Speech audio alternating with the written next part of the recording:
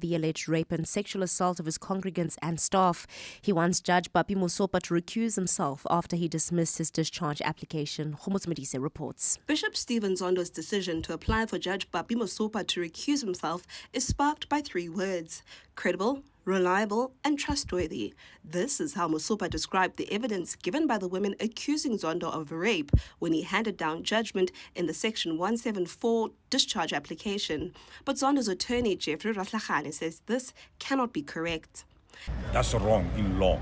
Hence I say you are putting the accused in a wrong footing now to say, I must now come and convince you not to believe those people. Whereas we're supposed to say there's a prima facie case, not to say witnesses are credible and reliable. Ratlachane says they are ready to argue for Judge Musopa's recusal so Bishop Zondo can be tried fairly. Modise, Eyewitness News, Pretoria. The Sekhukhune Municipality says the wage issues raised by EMPD officers will be tabled at the council's local labour forum early next month. Today, some law enforcement officials blocked several major highways, including the N12, N1 and R21 during peak hour traffic using official vehicles. Officers are demanding a 10% increase after their overtime hours were cut from 80 to 16, significantly denting their income. Here's Ekurhuleni City spokesperson Zweli Dlamini. The city introduced austerity measures in terms of overtime because we must manage overtime. You can't be running a business and you have a blank check on issues of overtime. You might run out of business if you do that. So the issue was actually put across every department in the city. It was introduced throughout the city. A partly cloudy Thursday in store for Gauteng tomorrow with isolated showers expected. Joburg dropping to an overnight low of 13 degrees, peaking at 24. Pretoria 15 and 26, Vereeniging 13 and 25. Lerato Huffela, Eyewitness News. EWN, in touch, in tune and independent.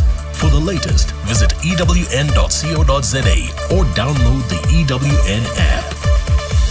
Beauty fans, get ready to step into a world of beauty with the Take a Lot House of Beauty event from the 28th to the 30th of March. The forum in Bryanston will transform into the biggest beauty event of the year. You can join Huawei Technologies, where beauty, fashion and tech unite. Discover Huawei's innovative watches that seamlessly blend style with technology. Didn't get a ticket? Follow Take a Lot socials for exclusive behind-the-scenes actions. Shop participating House of Beauty brands on Take a Lot now.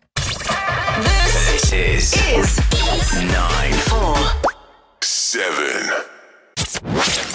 #MSW. You may begin to feel anxious or excited. Honest, deliberate, engaging, uncensored. High dosage administration can cause adverse reactions. And most importantly, independent in mind and execution. This is a normal response. Are you ready? Marawa Sports Worldwide. Diving straight into the thrilling world of Formula One, and joining us is none other than Prince Limandlela Ndamase. I mean, he's a driving force behind South Africa's bold bid to bring this iconic motorsport back on African soil. It's about us as South Africa putting up our best proposals, showing F1 that we've got the infrastructure, we've got the skills, experience, and the capability. And if F1, for whatever reason, believes that, and this has been a strong point made by Minister Mackenzie, that we should not limit South Africa or Africa to one race. And we believe that we've got what it takes to host an F1 race in South Africa. So we're not too bothered about Rwanda. It's so refreshing to hear him speak with so much confidence, because I think sometimes we downplay our achievements and we downplay our capabilities as a country. Even if Jose decide to leave at the end of the season, Paris still gonna get a coach that will do better than any of Kaizer Chiefs coach, current or incoming. No. I'm doing something I've never done before. I want to hear this again. Marawa, look, the thing is simple. It's simple, Robino. Even if Jose decide to leave at the end of the season, Paris still gonna get a coach that will do better than any of Kaizer Chiefs coach, current or incoming. Okay, I'm just letting that sink in though. Robert Marawa, live on 947. Vuma FM, Rise FM, and Sowetan Live. #MSW. Well, there's plenty to allow to sink in tonight, I can tell you that much. It is a Wednesday, it is Soccer Nights. Welcome to Marawa Sports Worldwide, proudly brought to you by Hollywood Bets. Let's go! The moments you remember. The games you can't forget. Marawa Sports Worldwide on 947, Vuma FM and Rise FM. Powered by Hollywood Bets. Wednesday nights, Soccer Nights, your nights.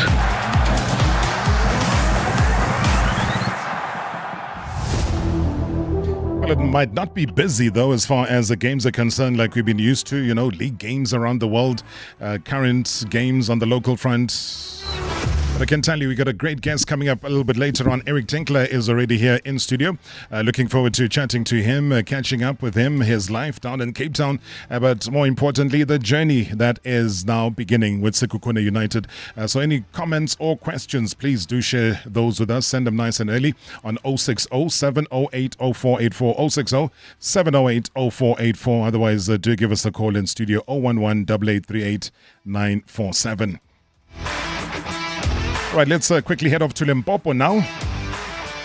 Joined by a seasoned figure in South African football, the head of communications at the South African Football Association. He's been writing and speaking the beautiful game now for way before most of our listeners were even born. I'm not giving away his age though, but with a career spanning over 2 decades in sports journalism, he's bringing a wealth of experience and a wealth of insight to the game as well. Bafana Bafana gearing up for the crucial FIFA World Cup qualifier against Lesotho. That's going to be happening on Friday at the Primedia Stadium in Polokwane. He's here now to share the latest updates from the camp, the preparations, and what the fans can expect from the high-stakes encounter. Damni, Nina Wantlogo, good evening. Good evening, Darob. Good evening to your listeners. Always a pleasure to be on these airwaves. Yes, it's been a while. The trip to Polokwane, how would you describe it? Where you guys? What's been the plan today? Getting here was the easy part, and then the tougher part is then preparing and ensuring that the plan remains intact. As you know, we had a couple of late changes, which I think it's well documented that the coach was a little bit frustrated, as you would have wanted to get all of his ducks in a row very early, as soon as he had announced his team, and then have an idea of how he wanted to prepare. But there were 1 or 2 hiccups with players pulling out injured. And then also the issues of having some players that he thought would replace players that were injured also being injured. So there were a couple of those initially, but I think he said something. He said something very, very important, that none of those things should detract from the task at hand. And the task at hand is to get 6 points firstly from Lesotho on Friday, and then from Benin on Tuesday. Not that we are undermining either of these teams, but the intention is to ensure that we get 6 points, because 6 points from those 2 matches, they give us a massive edge, and also pretty close to the target of actually getting to the actual World Cup itself next year. I was going to say, a lot of people have a tendency of underestimating nations like Lesotho. You were saying absolutely not. Absolutely not. One thing I'll tell you, even the players themselves, the coach, it starts with the coach every single session. In fact, you're calling me now. We've just walked off the pitch. The beauty of this place where we are staying, the pitch is probably 10 or 20 meters away from the actual hotel itself. So we walk literally from a short distance, and already we are at the pitch, which is why the coach loves this facility so much, because everything is here and he gets to do everything he needs to get done. We don't have to jump into a bus and then drive to a stadium or training facility anyway. Everything is here, so he gets to do everything that he wants to get done. And everything and every session, every conversation is had is on how it is absolutely imperative that we do not underestimate Lesotho, and we certainly don't underestimate Benin, because these are World Cup qualifiers. There's no such thing as a small team. I don't think anymore. The results, shock results, they happen across the world, across the continent.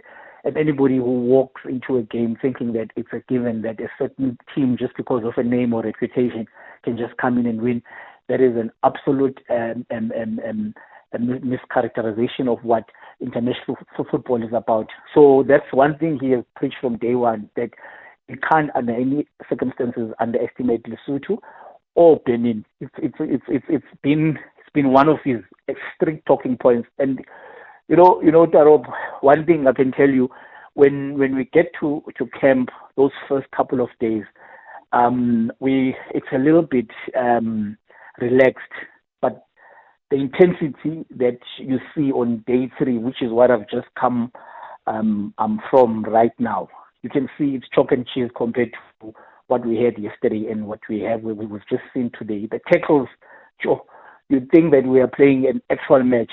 The intensity that these players have, and the coach himself, you can see a change in the way that he is now digging and then instructing and sending out instructions. So the players themselves, they know, they're used to the system and how we work, and you sit there, even us, who are part of the backroom staff, we are sitting there, we're like, ooh, this guys, can we just bring it down a notch a little bit? They are just too intense. That's how determined you see.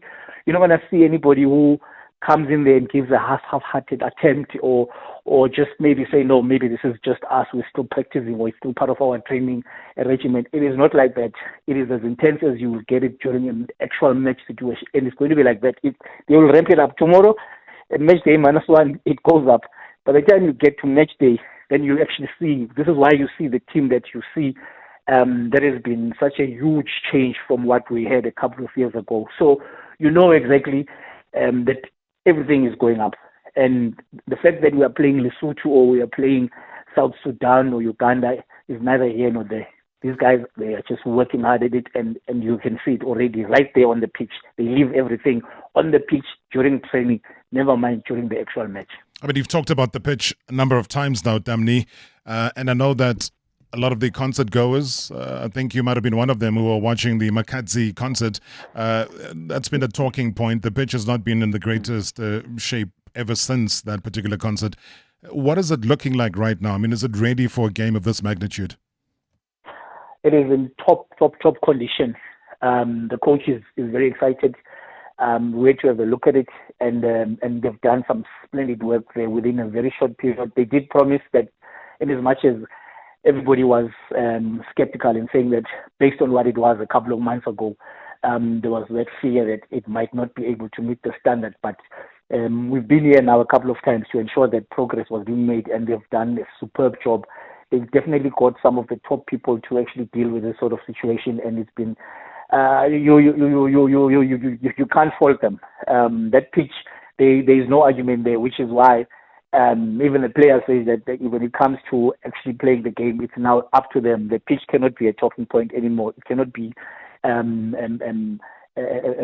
point that is raised to talk about whether the game goes our way or not. It can't be on the table when it comes to that. So I think it is a pitch that is fitting of an international match that is played on Human Rights Day. Right, just explain quickly though, because a lot of people have been quite confused about the Benin situation. They can't play at home, so you got to travel to Cote d'Ivoire.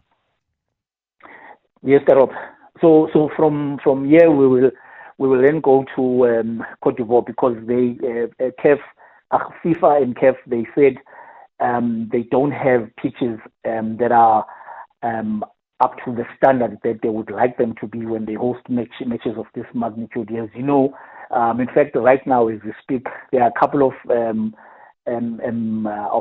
our neighbors in foreign countries that are actually in this country to play international matches, because they are also in a similar situation to Benin, where they are now forced to go elsewhere to host their matches. So they play their matches in neighboring Cote d'Ivoire. But again, the coach, is what he's been saying to the players, that we might have a very slight moment of a relief coming from the fact that we don't actually have to go and play Benin in Benin and then have to face their supporters, have to face whatever else visiting teams probably go through from time to time in some of the countries on the continent. So in essence, we are both playing from a neutral point of view. They won't be playing in their home ground, and we certainly don't have to go and play them in their own backyard. So that element, it's a little bit of a relief for us that we are not going to play them there. But be that as it may, it doesn't take anything away from the fact that we are playing in West Africa. We are playing in a place where they have actually played a couple of times already, and they certainly would be a lot more familiar than us with the surroundings. But it's a little bit of comfort knowing that we are not playing them at home. So we're still going to have that element of caution, and hopefully in this quest of them trying to get 3 points again is a bit heightened by the fact that we are not playing them in Benin.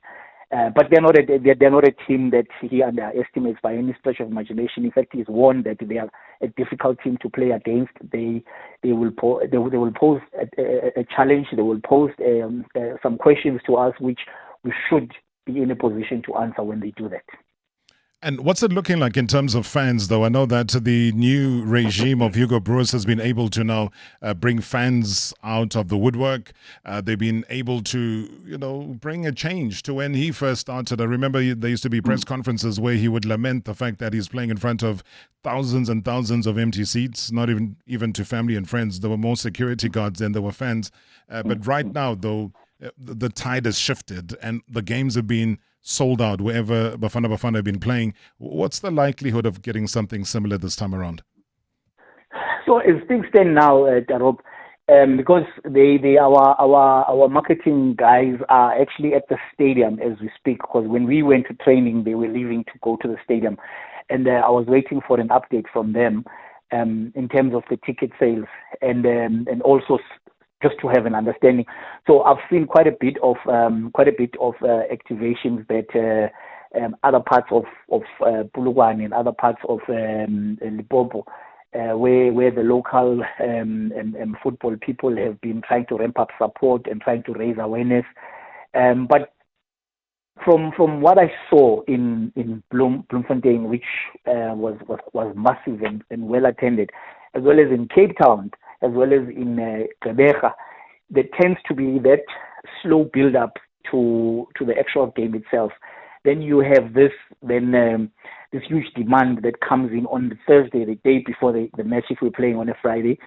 And then on match day, then suddenly you see this crazy pickup, and then shortly before the match plays, then we issue the sold-out sign. So it's a very strange phenomenon to actually observe, because we are watching it in real time as it happened. But I really have no doubt in my mind that we'll have another full house here. This team has delivered on the massive support and the faith that has been shown by South Africans who have come out and said we want to see a winning team, and once the team is a winning team, we will ensure that we support it and we show them that we appreciate all the effort that they put on the pitch. And it's been like that for the last couple of months. Finished the AFCON qualifiers unbeaten. We finished them in record time, back-to-back qualification. Now it's World Cup qualification, and the plan is to now qualify for the World Cup for the first time in many, many moons. I think my son was not born the last time we were there. Yes. So there's a lot here that we're trying to get out of the way here, and it's the dream that now which is owed, and which is the objective to actually achieve. So we are showing a lot of faith in the local and provincial people from Limpopo to come and fill up the stadium. It's a public holiday. It's Human Rights Day, and kickoff is suitable for people to come in and watch a great evening of football, international football, right at their doorstep, and the fans can expect the players to deliver a 5-star performance, just as they have done in the last couple of months. All right, thanks for the reminder about when was the last time we qualified, bar 2010 as the host, though. When you talk about the analogy about your son, and your son's very close now to getting married, so it really shows us, the time gap that's been there. Thank you so much, man. Highly appreciated. All I can say is I'm excited, though, because somebody who played for Bafana Bafana on 45 occasions, was part of the Africa Cup of Nations winning team in 1996, is my guest tonight after the break. So thanks so much, man. All the best. Always a pleasure, Karop. Thank you so much. That's coming through live from the Piramokaba Stadium in Polokwane. Mninawa Ntlogo. He is the SAFA Head of Communication, chatting to us live here on #MSW. As I said, an inspirational figure, a coach that knows success, has been brought in, hopefully, to bring success to Sekhukhune. #MSW. Live now on 947 Vuma FM, Rise FM, and Sowetan Live. At the same time. #MSW. Are you ready to take control of your financial future? With personalized solutions tailored to your audacious goals. African Bank is more than just a bank. We are your partner in progress. Because when you grow, we grow. Join the bank that backs you. Visit our branch or go online to join. African Bank, audacity to believe. African Bank Limited is an authorized financial services and registered credit provider. T's and C's apply. Does your business need funding, as in yesterday? Did you know that with Lula, you could have the funds in your account as soon as tomorrow? At Lula, you can get up to 5 million Rand in business funding in 24 hours.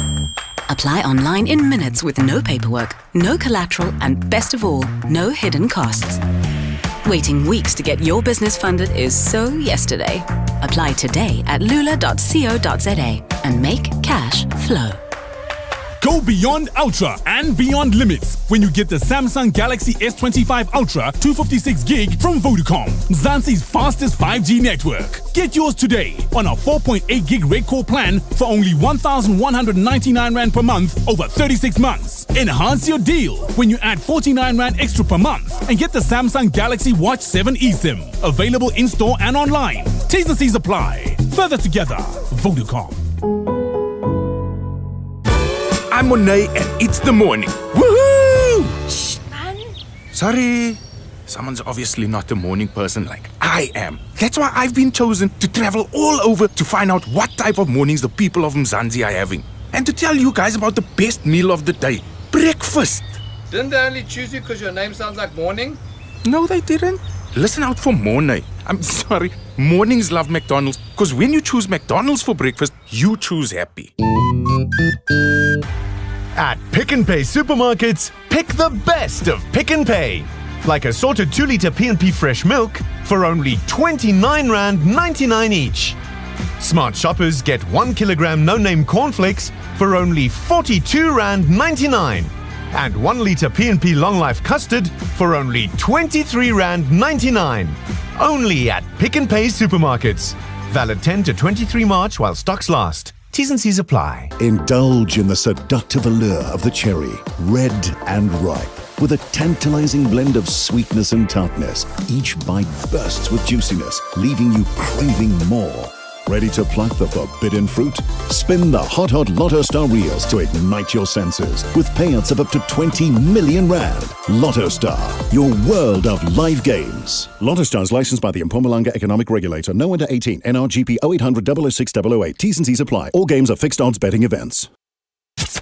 Previously on Marawa Sports Worldwide. Diving straight into the thrilling world of Formula One, and joining us is none other than Prince Ndamase. I mean, he's a driving force behind South Africa's bold bid to bring this iconic motorsport back on African soil. As far as Formula One is concerned, we speak of having a Formula One race in Africa and it being in South Africa. As you would know, there's many countries in the world that have more than one race. So our point is that let's get a race in South Africa by 2027. If going forward we're able to host 2 or 3 races as part of the calendar, well and good. I mean, we are capable for it. Either Cape Town or Johannesburg is well capable to host an F1 race. I mean, so it doesn't limit us. But the point to be made is that we want to have an F1 race in South Africa.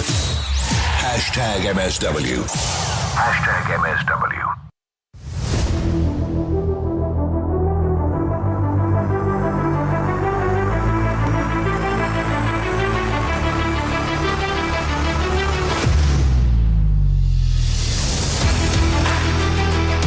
kind of the dramatic way to introduce our guest here tonight. But I'll tell you what now, the winds of change sweeping through Sekhukhune United, and with them comes a name that commands a whole lot of respect, passion, results, and a whole lot more. And rumor has it, though, that whilst Babina Noko players are busy teaching him, believe it or not, they're trying to teach him how to dance Noko. He's already teaching them the fine art in reverse of tactical tinkering. He isn't just bringing a clipboard and a whistle, I can tell you that much. He's bringing years and years of experience. In fact, maybe a trophy or two And the kind of passion that could even make a referee crack a smile. You never know. I mean, he's able to unlock them in many different ways. And also known, though, for his no-nonsense approach. I mean, the man means business, but don't let that fool you. He can also out-strategize a chess grandmaster who's on a caffeine high. It's as simple as that. Now, this is a man who turns challenges into triumphs and also dreams into realities. And as Sekhukhune marches towards glory, I do believe that Eric Tinkler stands at the helm, ready to lead the charge. Coach Eric Tinkler, it's good to see you, sir. Welcome. Good evening, Robert, and obviously good evening to all the listeners. Great to be back in the Joburg studios. I know, hey? The bright lights of Joburg suit you, man. Yeah, exactly. Hey? I told you before, It's many, many years. We're going all the way back to about, 2006 that we done the interview there in Market Street in the center of Joburg. Just shows you how long we've been around. Yeah, as I was reminiscing with Nina and Logo there, as we were doing the crossing, preparing Bafana Bafana and, the new journey that Bafana Bafana in. And I was just reminded about the glory days when you were playing football. And that's why I had to remind him of you back in 96. And we always say how tired we all are of going back to 96 because it's 2025 and we still haven't lifted anything except weights at the gym. So all I can ask you, though, Eric, is this new regime with Hugo Broos in charge, has it sparked a level within you that makes you feel that it can happen again? I think right in the beginning when he started, there was a lot of concerns. I think we all had the concerns. The team wasn't doing very, very well. I went to go watch them play a friendly against Lesotho. Yeah. And I think that ended in a draw. But that was just obviously before the AFCON. And then what they achieved in the AFCON, I think it shocked and surprised a lot of us. And we've actually seen, because of that result that they achieved in getting into the semis as they did, I think it's just built the confidence within the squad itself. And we're starting to see a little glimmer of hope for the national team, because ultimately, with the national team performing at the highest level, reaching semi-finals and finals, it puts South Africa back on the map and South African players back on the map. Because obviously our success back in 1996 opened the door for many, many players to venture into Europe, and there's always a lot of people now talking about why don't we have South African players playing in Europe? Well, our national team hasn't been performing. Yeah. So your scouts are not going to come, they're not going to see South Africa as a destination to look for talented footballers. And on the flip side, I mean, the nation of Zimbabwe, they're camping now in Durban, and they got one of the top players who played, for Orlando Pirates. You would know him quite well. Yes. Who's now playing at Wolves. And when you see a Marshall get signed up and there's so much hype around him, and we get proud because we're also from the southern tip of the African continent, it brings that level of excitement. But all I'm saying, and I think you're also saying that, is why is South Africa lagging behind in terms of showcasing the stars, the talent, what we have, whether it's Arele Mofokeng or whoever, but we're still lacking. We don't have that. It's funny, I spoke with Mark van Heerden, because he obviously played at Pirates with Monetti. And Mark told me the mentality that the boy had was he didn't see Pirates as the pinnacle of his career. He just saw Pirates as part of his journey to get into Europe. And that has always been his dream and his ideal, is to push on and make it in Europe. And now he finds himself at Wolves. And I think sometimes for us South African players, it's a lot easier to see Pirates, Sundowns, Chiefs being the pinnacle of their careers. And it's very, very rare that you see players taking the step into Europe from those big clubs in South Africa. So I think there's a wrong mentality in some of the youth players, not seeing beyond the big three, and not really setting their targets high enough. And that needs to change, because as a footballer, you have a very, very short career. And yes, you might be earning very good money playing for Pirates, Sundowns, but the career is short. I had 6 years of my 16-year career in Europe that I made decent money. Now, you know, what footballers forget is there's life beyond football. And, you know, I've been now a coach for, 18, 19 years. Yeah. You know, I hope to be around for the next 20 years still to come. So there's a lot of life after football. And have you managed to save enough to sustain yourself, you know? So I look at it like the rich people. Rich people just want to become richer, you know? So you got to set higher targets for yourself as a footballer, because your career is very, very short. Because you're still considered as one of the younger coaches in the country at the age of 54. So you can't say that, you know, you're closer to retirement than anything else. Help me understand one thing which always confuses me. And it's happened last week with Mushin Etegral at the team that you were coaching, and it's something called mutual consent. Yeah. They parted ways by mutual consent. How do you reach mutual consent? Like, what was your mutual consent? I think, you know, there's a word that I'm going to give you. It's a Portuguese word. Yeah. Chicotada psicológica, or it's a saying. It's a psychological... They call it a psychological whipping. So in Portugal, whenever a coach gets sacked, they never say he's been sacked or he's been fired. First time I got fired, my kids were at school.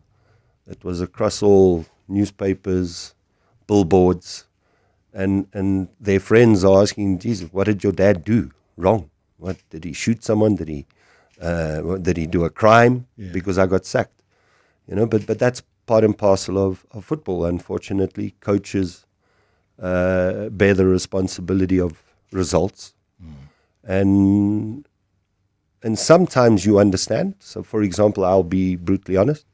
I think if I was in John's shoes, I probably would have made the same decision to move me out, because players weren't responding. You know, there's a stage somewhere in your coaching career where players either respond or don't respond. What they resisting? No, I don't think it's a resistance. I just think my word or my word wasn't really coming through. My coaching wasn't coming through to them. They weren't grasping it. They weren't performing to the levels of my expectations, you know. But what leads to that, though? Because I remember Fortune Makaringe, he was saying that the players should start owning up to their performances, because he felt that it was the players that let you down, that led to you then being fired, if I can use that word, or mutually consented to leaving the club. But he admitted that. I don't know how you felt, because he's one of the senior players and one of the marquee signings that came through to Cape Town City. And if a player says that, how does that land in your ears, Eric? Yeah, it's difficult, but I understand. It's easier to get rid of a coach versus getting rid of 10, 15 footballers. Yeah. You know, but that just happens. We see it happening currently at Man City. You know, is Pep Guardiola a different coach to what he was a year ago? No, he's still the exact same man. But players are responding differently to him.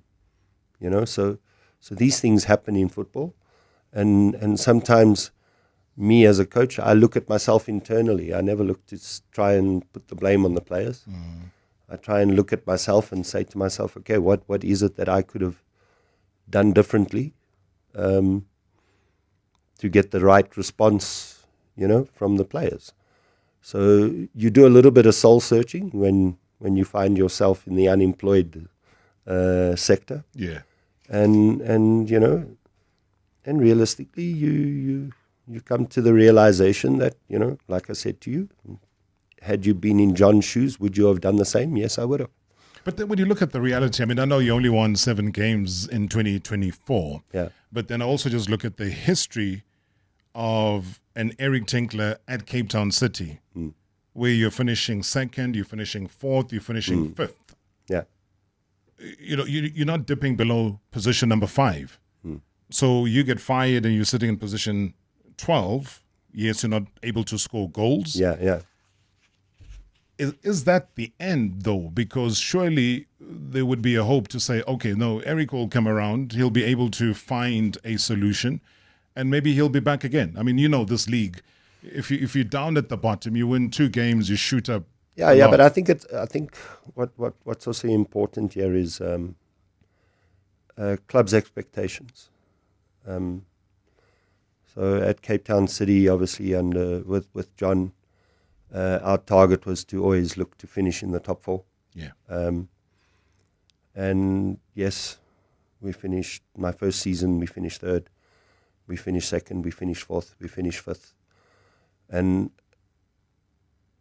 the objective is to find yourself there, and build on that. So, any ambitious club owner sees his club growing. So taking the next step, being consistently in that top 4, fighting for 3, fighting for 2, possibly going for the league. So for John, possibly it was, well, I'm not seeing us moving in the right direction. I see us actually more moving in the wrong direction. And obviously then you look at those situations and you try and make changes. And yeah, those are the realities of the game. You get mandates from club owners and you try and achieve those mandates. But isn't that the beauty of where you find yourself now, Eric, where you get a call from Sekhukhune United? They're not calling you to rescue them because they are fighting relegation down at the bottom. Correct. You're walking into a team that is actually playing great football. Correct.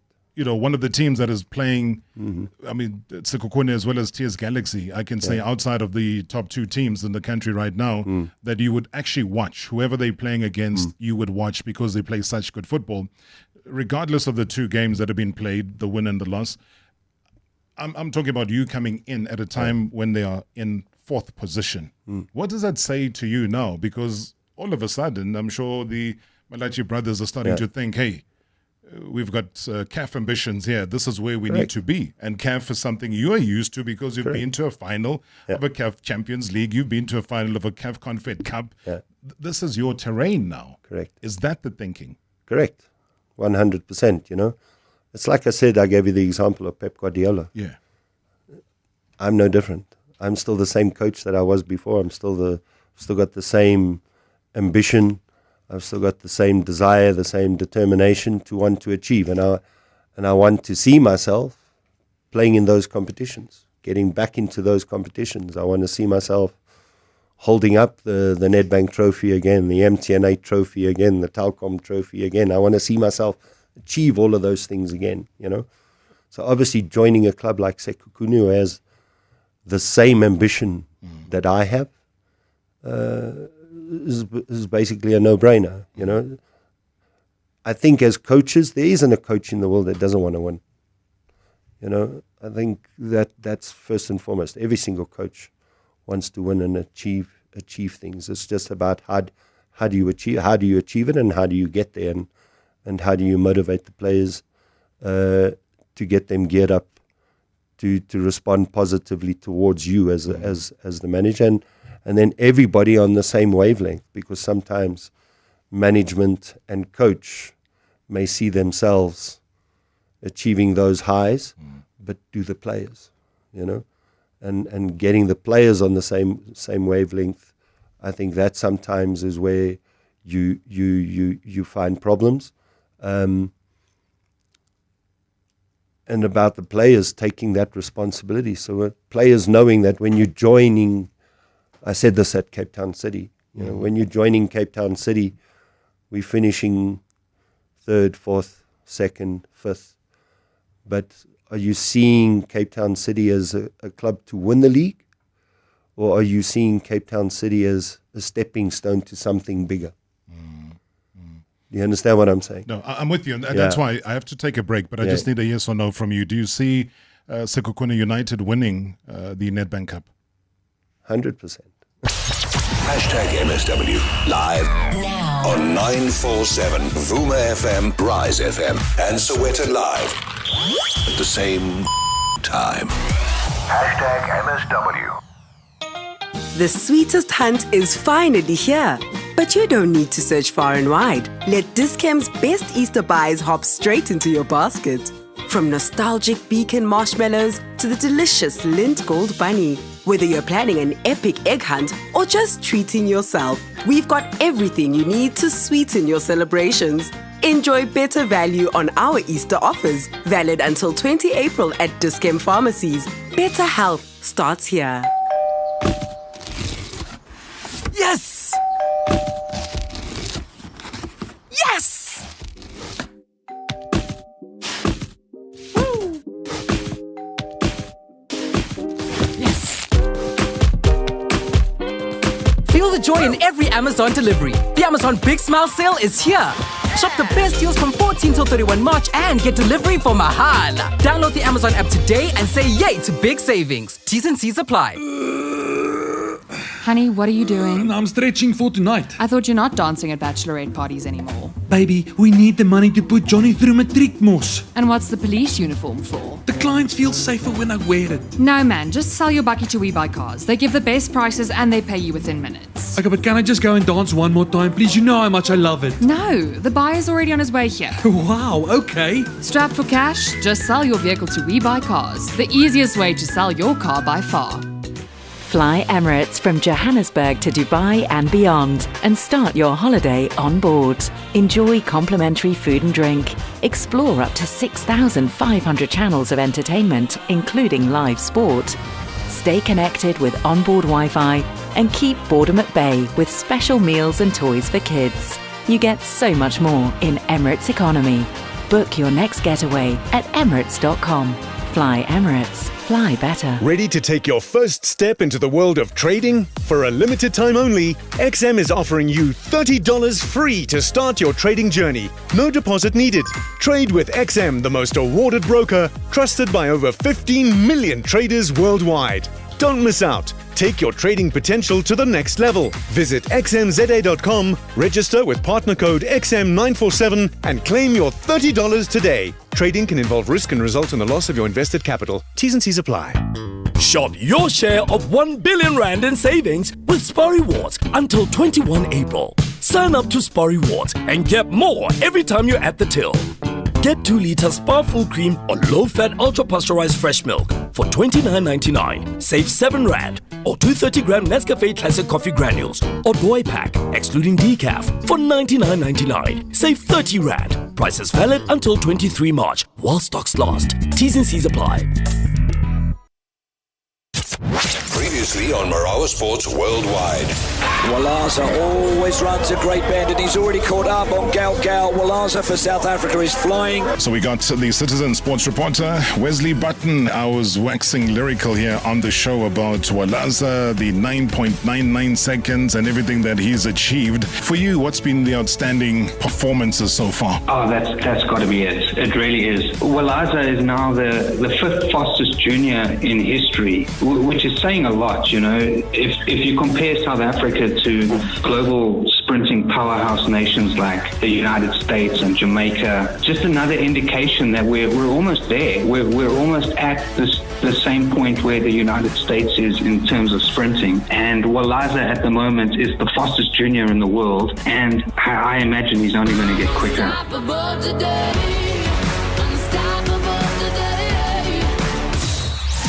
#MSW.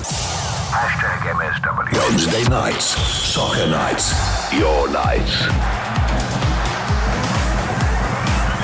Good evening, Mr. Marawa and the team. My question to Coach Tinkler is, what are your KPIs at Sekhukhune? Are they expecting you to win the league or something else, or the Nedbank? Thanks, David in Parkwood. David in Parkwood already throwing the fire at Eric Tinkler. He is my guest here tonight, Sekhukhune United coach. He is here for his first sit-down interview, chatting to us on Marawa Sports Worldwide. We're also live on the YouTube channel. KPIs, what are they expecting from you? Yeah, obviously the club has had a very, very successful stint coming into the PSL, and obviously last season finishing fourth. The club would like to see itself maintaining or continuing to produce those type of results year after year, finishing in the top 4, looking to get into the top 3, looking to try and get into the top 2. I think the club knows very, very well that Sundowns are on another level. I think we need to be honest with ourselves. All the clubs need to be honest with themselves. But, the club doesn't believe that a second place is not possible in the next few years. Benny did it at Amazulu, and it's correct, possible. Yeah, and I managed to do it at Cape Town City. Yeah. So, I don't think anything prevents us from achieving those objectives and those goals. But as I stated before, as long as the players have the same targets and objectives as us as the coaches and management, finding the right players to bring into the club to ensure that we see ourselves year after year finishing in that top 4 is a key objective for the club, and then a trophy is obviously something that the club would love to have in its cabinets.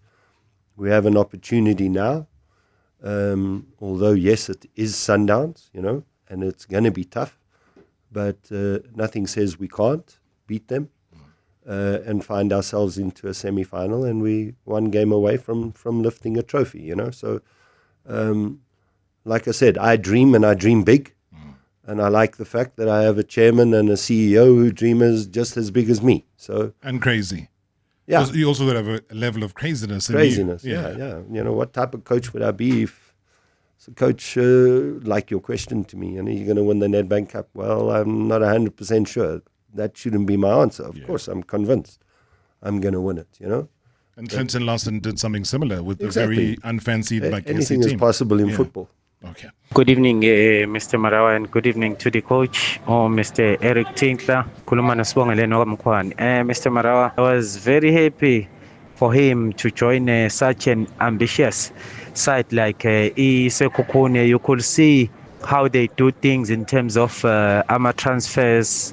It shows that the chairman of the team is willing to improve their status, go Betway Premiership. So I just want to wish Coach Eric Tinkler everything of the best in the Betway Premiership for the rest of the season. Thank you, Mr. Marawa. Good show as always. Good evening, Rob. Good evening to Marawa Sports Worldwide family and to your guest, the Coach Eric Tinkler, who is also a South African legend. Quick one, Rob. I would like to find out from the coach, prior his now stint with Sekhukhune, he was at Cape Town City. What could have fallen short from that spell, considering that he was supported with players by the Cape Town City management? They have a financial backing from one of the financial institutions. What could have been that stumbling block for him not to reach the so-called desired heights or bringing silverware to Cape Town City? That's one. Two, I would like to find out when he signed with Sekhukhune, is there any mention or a cited or inserted clause in his current contract specifically referring to winning games against Orlando Pirates, Chiefs, and Mamelodi Sundowns? Uchiko Mdene. Okay, I think the first part you dealt with. Let's deal with the second part. Is there any such thing in your contract? No. At all? No, my contract is more related to obviously where we finish in the league. Yeah. I think that's the most important thing. And fact of the matter is, you don't win leagues because you beat Sundowns, Pirates, and Chiefs. You win leagues because you beat Magezis and Maruma Gallants and Cape Town City, etc., etc. Those are the important games that you need to win. So that's doesn't exist. So is it a 2-year, 3-month contract? It's a 3-year contract. 3 full. Yes. Okay. Good evening, Darob, and good evening to Mr. Eric Tinkler, one of the most decorated individual as a player. He played abroad. He represented our national team well, Bafana Bafana. One of the unlucky coaches in the PSL. Why I'm saying this, he nearly won the CAF Champions League with Orlando Pirates. And then from there, he sometimes have a good spell at the club. The next day, he's no more with the club. So my question to Eric, what is his take on the current South African players at the moment? Are they up there in par with the world competitors? Why I'm asking this, when I look at Hugo Bruce, is handling Bafana Bafana so well so far. But my big concern, in fact, is when I look at the youngsters like Rile Mufugeng, Pundu Vilagazi, Koza of Defender of Sundowns. Those to me are the players that should be having at least 30, if not 40 caps for the national team presently. Because if you have a crop of those players at an early stage, that definitely cement the future for the country. Thank you, Robert. Thank you very much indeed. Your response to the bulk of that, and I think centers around the quality of players that are currently just playing in the country. And I know a lot of people on the other voice notes are asking you about whether you're happy with the current players at Sekhukhune United. You did make mention at the press conference that there were certain areas after the two games that you've been involved in that you are not happy with, the final third, and also just the lack of creativity within the team itself. But for you, just player quality-wise, how do you answer that? Yeah, I think to try and answer the listeners' question, Mafokeng to already have 40 caps for Bafana Bafana would mean he would have had to start when he was like 15. But I think what's important with a younger crop of players is obviously having represented South Africa under 17 level, having represented South Africa under 20 level, and that you see a number of players coming through that system from under 17s all the way into the Bafana Bafana national team. We don't see enough of that. I think we see players being selected under 17 and then those players never representing Bafana Bafana. They somehow get lost along the track. And obviously those are the questions that we need to try and figure out what is the reason behind that. With regards to your question now, Robert, in terms of the Sekhukhune squad, yes, we've got a lot of experienced players. The club brought in that experience in terms of Cardozo, Lyndon Tambo, Monare. These players have played at big clubs, have achieved big things, and have literally stabilized the club within the PSL once they were promoted. So those players have been key figures and have been extremely valuable to the club for the past 2 seasons. Oyizo is somebody who's been at the club since its inception, and he, for me, is a very, very good striker, hard-working player, good professional, and someone I've always wanted to work with as a striker. I've been chasing him even my time at Cape Town City. Yeah. So he is somebody that I'm actually glad that I'm actually finally working with him. Certain players I've obviously worked with before, Katlego Mokwani or Relebogile Mokwani. I've worked with him at Cape Town City, so I obviously know him. Danny I know very, very well, obviously from my time at Wits, and then obviously seeing some young players like Letlapa, and seeing him now move to the national team or being called up, and obviously I was watching him from afar, and I was already quite admiring of his qualities, but having spent now a week with him at training, really, really talented young man, and I hope that he'll just grow and be one of those players that potentially could move into Europe. We do have an aging squad, if I must be honest. The players, a lot of them that I've spoken about, Sangare, Kazapua, Linda, Monari, Danny, there are a number of players that are aging, and for the club next season we have to start looking obviously to build and make the team even stronger. Not that we've already made decisions on Danny or them. We haven't made any decisions on what's happening with them as of next season. They're still part of the squad. But yeah, we need to be strengthening the squad if we see ourselves being that team that wants to compete in the top 4. Year on year, all clubs, be it Sundowns, be it Pirates, be it Chiefs, you're always looking to strengthen and make your squad a lot stronger and better, to try and give you that guarantee that you can move into that top 4 position and also compete for cup competition. Then to answer the question, the other one around the Cape Town City and the players there, I think, Cape Town City, over the 3.5 seasons that I was there, every season we were selling players. And this last season, we actually brought in 10 new players. So quite a few left, and 10 new players came in.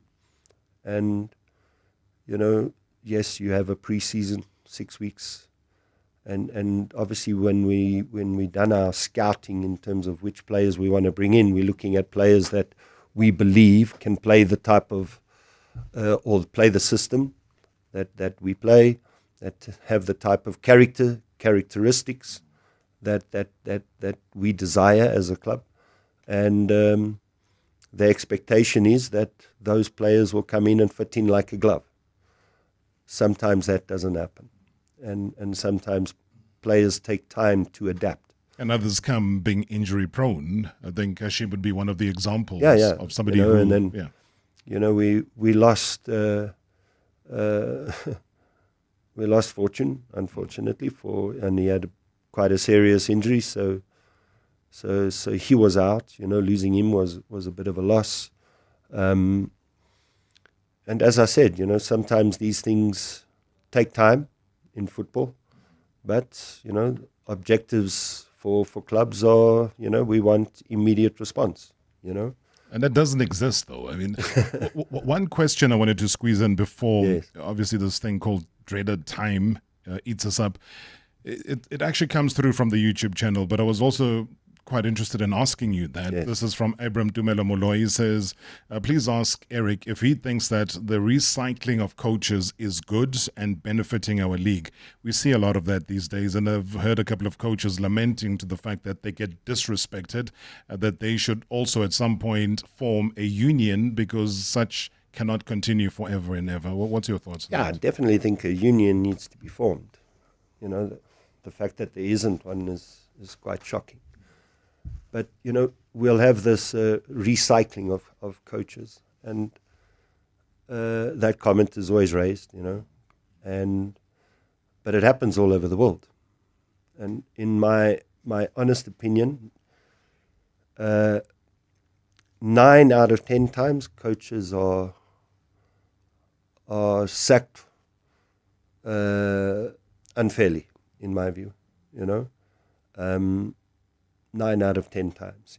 You'll have the one occasion where one is sacked because either results were really, really poor or obviously didn't have the capacity to coach the team, and I think there's quite a big difference between the two.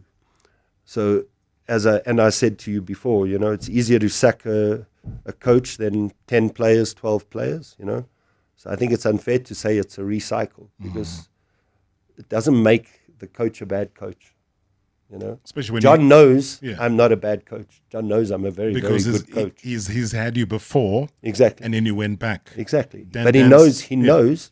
And like I said to you, the example that I gave you, the psychological whipping, what is the expectation of the club when they sack the coach? Yeah. They're hoping that there's a positive response from the players, and you saw it. I left and Mushin won the Chiefs 2 and games, Pirates, But the success rate of that is actually very small.